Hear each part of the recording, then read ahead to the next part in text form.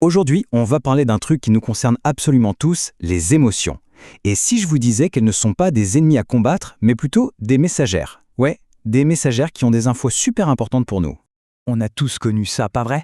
Ce moment où ça gronde à l'intérieur, un vrai cocktail de colère, de tristesse, d'anxiété, bref, un orage émotionnel. On se sent complètement dépassé, on sait plus trop quoi faire, et franchement, c'est tout à fait normal. Pendant super longtemps, on nous a bassinés avec l'idée que montrer ses émotions, c'était un signe de faiblesse. Le mythe, c'était de tout planquer, de faire comme si de rien n'était. Mais en réalité, et la science le confirme, nos émotions sont des signaux biologiques vitaux conçus pour nous aider à nous y retrouver. C'est un changement de perspective radical.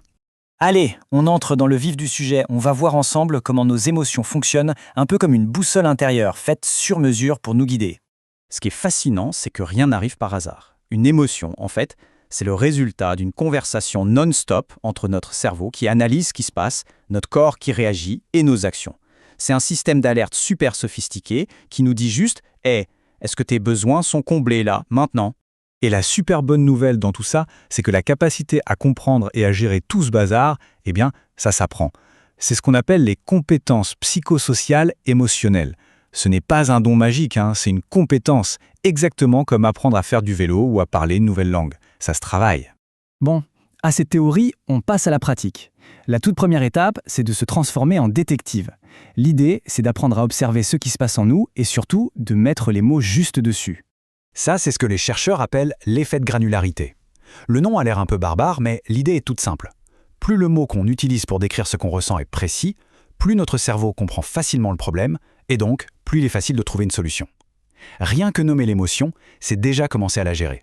Et cette image l'illustre super bien. Regardez, derrière le mot un peu fourre-tout colère, on peut en fait ressentir de la frustration, de l'irritation ou même de la jalousie.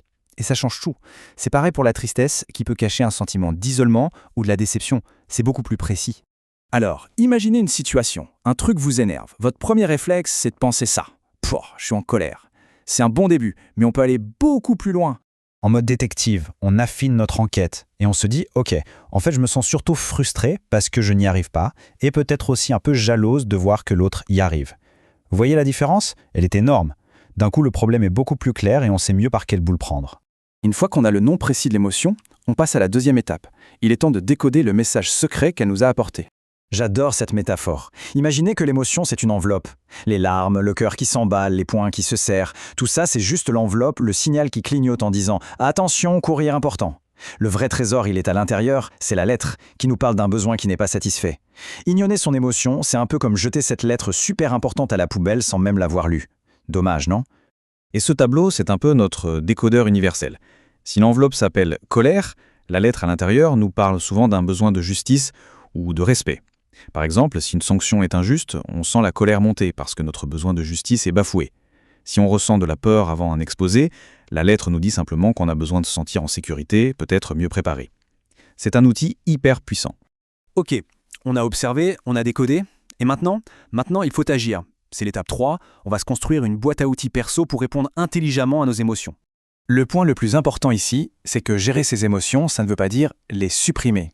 Surtout pas. Le vieux mythe, c'est la cocotte minute. On encaisse, jusqu'au jour où, boum, ça explose. La bonne approche, c'est l'écluse. On laisse passer la vague d'émotions, on la regarde, on comprend son message, et ensuite on décide comment agir pour calmer le jeu. Et pour faire ça, voici quelques outils super efficaces. D'abord, la respiration, un truc magique pour calmer notre corps quand il panique. Ensuite, la pensée réaliste, pour remettre en question les films qu'on se fait parfois dans notre tête. Il y a aussi le fait de bouger, pour évacuer toute l'énergie et la tension. La création, le dessin, l'écriture, pour exprimer ce qui ne sort pas avec des mots. Et enfin, peut-être le plus important, oser demander du soutien. Allez, pour que ce soit bien concret, on va tester ensemble le premier outil, la respiration 4-7-8. C'est tout simple, super rapide, et ça marche vraiment bien pour faire redescendre la pression. On essaie? C'est parti, on inspire tranquillement par le nez en comptant jusqu'à 4. 1, 2, 3, 4.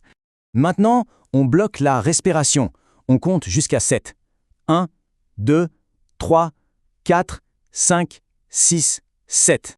Et on expire tout doucement par la bouche, comme si on soufflait dans une paille pendant 8 longues secondes. 1, 2, 3, 4, 5, 6, 7, 8. On peut refaire ça 3 ou 4 fois. C'est un véritable bouton reset pour notre système nerveux. Voilà, on a vu les 3 étapes. Et ce qui est vraiment cool, c'est qu'elles forment une boucle, un cercle vertueux qui renforce notre intelligence émotionnelle à chaque fois qu'on le pratique. Regardez, c'est exactement ce que montre cette boucle. D'abord, 1, on observe comme un détective. 2, on décode le message, on ouvre la lettre. Et 3, on choisit le bon outil dans notre boîte pour gérer la situation. Et plus on fait tourner cette boucle, plus ça devient un réflexe, un automatisme. Alors, si on devait retenir 3 choses ultra essentielles de tout ça, ce serait: primo, les émotions sont normales et ce sont nos alliés. Deuxio, chaque émotion cache un besoin qui demande juste à être écouté. Et tertio, on a le pouvoir de choisir notre réaction grâce à des outils concrets. Finalement, tout est là. Nos émotions ne sont pas là pour nous pourrir la vie, bien au contraire, elles sont là pour nous guider. La vraie question, ce n'est pas comment je fais pour les faire taire, mais plutôt, ok, quel message essaie-t-elle de me faire passer? Là, maintenant.